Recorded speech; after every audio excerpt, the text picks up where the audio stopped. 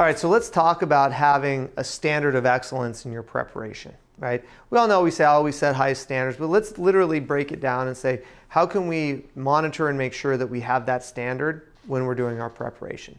Because when you have that, that's what stops, this is what allows you not to get pulled back in, have the time to sell, not do too much, and also trust your team. So what we want to look at is, have we laid out from A to Z very clearly who is supposed to do what on every single loan? Have we also laid out in what manner we expect that to be done? And have we also laid out the timeline at which it needs to be done? Most cases, the answer is no. Most cases we say, oh, well, Miss Processor, you're supposed to do this. We don't tell her how she's supposed to do it, how well we expect her to do it, and we don't tell her when she's supposed to do it. So in turn, you find yourself being like, oh, this file doesn't have DU run, and then you go and run and do it. That's a problem, right? That is not great preparation. That's not having a high standard when it comes to being prepared.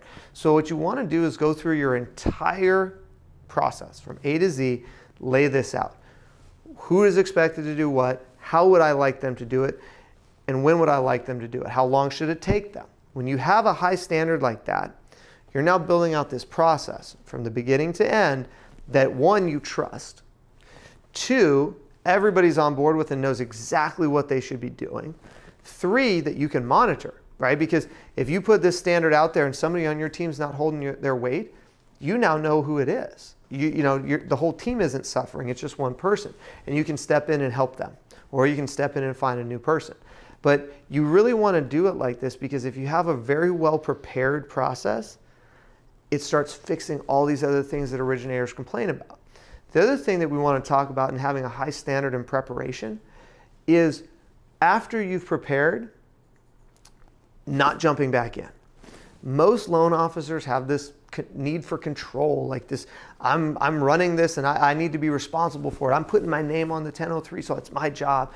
But reality of it is, they have this feeling because they're not really prepared. So once you become prepared, you're going to have to catch yourself. You're going to find yourself wanting to jump back in, do things that you used to do. But don't. Trust in your preparation. The only way you can trust in your preparation is to really actually have a standard of excellence in your preparation. And the final thing I want to talk about when it comes to preparation is don't make the preparation extreme or outlandish. If right now you're just shotgun approaching it, deal comes in, as a team we all jump together and try to figure it out, don't immediately create a 97 bullet point Excel spreadsheet of this is how we're going to do it. You're going to blow everything up. Your team's going to be totally discombobulated. You're not going to know what's going on. It's going to be a disaster. I've seen it happen before. So if you're in the very far left of the spectrum, which is we don't know what's going on, we just kind of make it happen, don't go to the far right. What you need to do is incrementally do it. So let's just say if I'm going to have a high level in preparation and I'm total chaotic right now, how do I bring it in? How do I maybe create 4 categories of, okay, here's how it's going to go. And then after that time, you add a couple more. And after another period of time, you refine it a little bit more, right?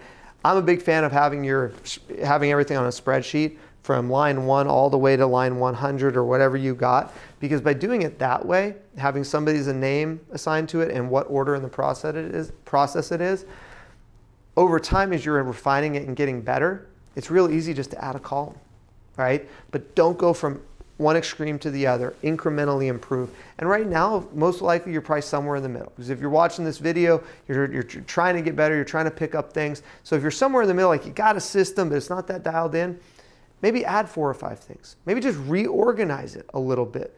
Get everybody together and say, here's how we're going to do it. And then after a month or 60 days of doing it that way, do another one, right? So being prepared and having this, high standard in your preparation isn't about going from, day to night just like that.